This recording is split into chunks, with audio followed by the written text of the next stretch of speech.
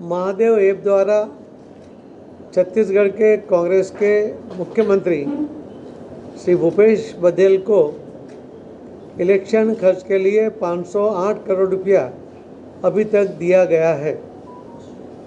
Mahadev app के एक promoter असीम दास के पास से ईडी ने 5.69 करोड़ जब्त किए हैं।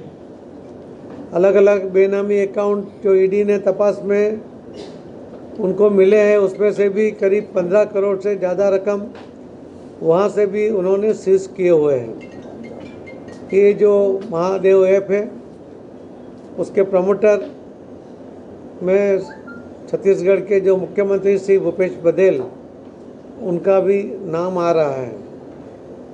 भारतीय जनता पार्टी कांग्रेस को कई सवाल पूछना चाहती है कि ये जो असीम दास को पैसा दिया गया है वो कांग्रेस को देने के लिए जो उनको मिला है ये सही बात है। कांग्रेस को दूसरा सवाल ये भी पूछना है कि ये जो पैसा असीम दास के पास से रिकवर हुआ है क्या ये सही बात है। उस जो असीम दास को वॉइस मैसेज द्वारा उसको भूपेश बघेल को पैसा पहुंचाने के लिए जो सूचना दी गई है, इस तरह के अनेक सवाल भारतीय जनता पार्टी ने कांग्रेस और कांग्रेस के नेताओं को पूछा है। आज जब इलेक्शन को कम दिन समय बचा है, उस टाइम लोगों के मन में जो द्विधा है तो कांग्रेस ने अपना स्टैंड क्लियर करना चाहिए। उनके खुद के पार्टी के एक नेता छत्तीसगढ़ के मुख्यमंत्री जिनका सीधा इन्वॉल्वमेंट इस केस में जब आ रहा है, एक इलेक्शन लड़ने के लिए यूएई से आया हुआ ये पैसा उसका अगर उपयोग हो रहा है वो ठीक नहीं है और उसके वजह से लोगों का विश्वास भी टूटा है। कांग्रेस ने उसका भी जवाब पूरे देश के लोगों के सामने रखना चाहिए। यही हमारी डिमांड है। सर, कांग्रेस आरोप लगा रही है कि ये जो भारतीय जनता पार्टी जो ईडी का दुरुपयोग करी और साथ में हार से बौखला रही, इसके कारण ये सब आरोप लगा रही है। देखिए, ईडी एक स्वतंत्र एजेंसी है। ये आज भी है, पहले भी थी। और ईडी जब कुछ कहती है, जब उससे निवेदन करती है, वो कोर्ट में लेके जाती है।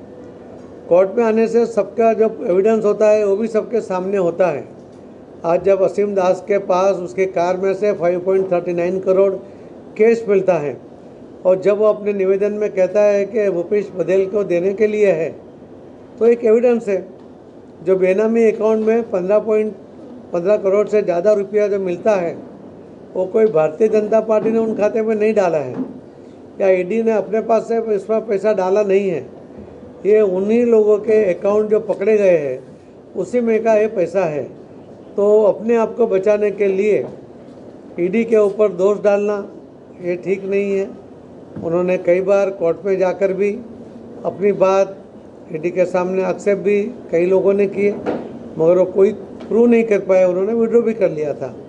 यही बताता है कि ईडी वो स्वतंत्र एजेंसी होने के नाते सत्ता में कांग्रेस हो या बीजेपी हो, वो अपना काम करती है और वो ठीक से काम करती है। लोगों को भी उसके अंदर विश्वास है, पर लोगों का विश्वास टूटे, ईडी के ऊपर अविश्वास हो जाए, अपने आप को इसमें से बचाने की जो चेष्टा होती है, इसीलिए ये कांग्रेस ऐसे एक्सेप्ट करती रहती है। ये बेटिंग ऐप है, उस पर प्रतिबंध होना चाहिए कि नहीं होना चाहिए, क्योंकि इंडिया में इलीगल है वो चल रही है। नहीं, बिल्कुल होना चाहिए। और इसको प्रमोट करने वाले अगर कोई पार्टी के नेता है जब तो वो ज़्यादा डेंजरस है।